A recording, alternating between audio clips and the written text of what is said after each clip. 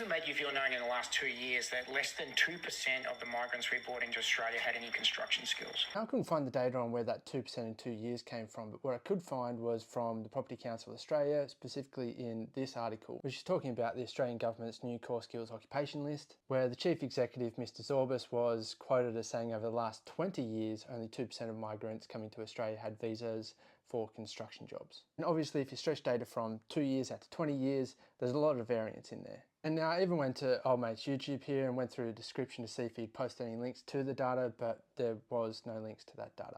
I'd love for someone to point me in the direction for where those statistics come from. But what I could find was here on the ABS, and this is the latest release with the reference period 22-23. And when you look at the distribution of jobs by industry, you can see construction industry at 7%. You can then scroll down to find employed migrants, and with the distribution of jobs held by migrants across industries, you can see construction's at 5%. So there is that 2% discrepancy there between the total number of jobs and the number of migrants within that industry. If you go back to 22-23, there was 739,000 that came in. In the 22-23 period, there was 737,000. So pretty close if you're just pulling that out of memory. I'll give you that. 51,605 were actually skilled migrants, but only 1,800 in the construction industry. This is where our numbers go off a bit because temporary skilled visas in that period were 49,000. You can see that in a further breakdown here where you can see 48.7 thousand. So the actual figures are less than what she's quoting, which actually gives more weight to her argument. But again, I can't find where that 1,800 figure comes from, so point me in that direction. Crazy. So it's a scam. Figures being less than you like doesn't make it a scam. Undesirable maybe, but not a scam.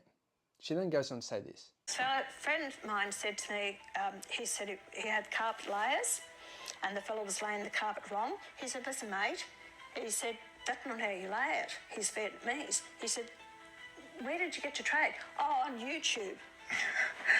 He's skilled. You watched some YouTube videos. Yeah. That's what we're getting. Now, a story about someone getting their trade through YouTube or out of a Weet-Bix packet could be completely made up, but what is the government doing about that? Well, things like fee-free TAFE are policies that are meant to help encourage Australians to get into the trades here in this country. But, well, Pauline almost always voted against that. But TAFE is a long-term solution. It's not going to fix the lack of skills now. And that's where Master Builders Australia Chief Executive Danita Warren has come in saying there is a migration crisis for housing, but for us it's a crisis related to not enough migrant workers. She's talked about the length of time that it takes to get your skills recognised, and along with Property Council's Mr. Zorbas has pushed for an urgent increase in migrant workers. And that's where the government's new skills and demand visa is meant to come into play, with a core skills stream and a specialist skills stream, amongst a couple others. And industry leaders like Mr. Zorbas have largely welcomed the policy shift, with some criticism around some of the roles that are excluded from the list. But some business groups are estimating a need for an additional 500,000 additional trade workers. With, again, Mr. Zorbas himself cautioning against capping international students because his claim here is that they are not to blame for the housing crisis. Which is interesting because temporary students make up the largest number of migrant arrivals. And when you look at some of the other categories like permanent visa holder arrivals, Australians, New Zealanders, you've got the working holiday makers and the temporary skilled visas, well, it leaves me questioning for two people who have been out protesting to end mass migration, where are we cutting the numbers from? Because if it's estimated that we need an additional 500,000 migrants to come into the building and construction industry, well, it very much seems that part of the solution may be to increase migration, not decrease it.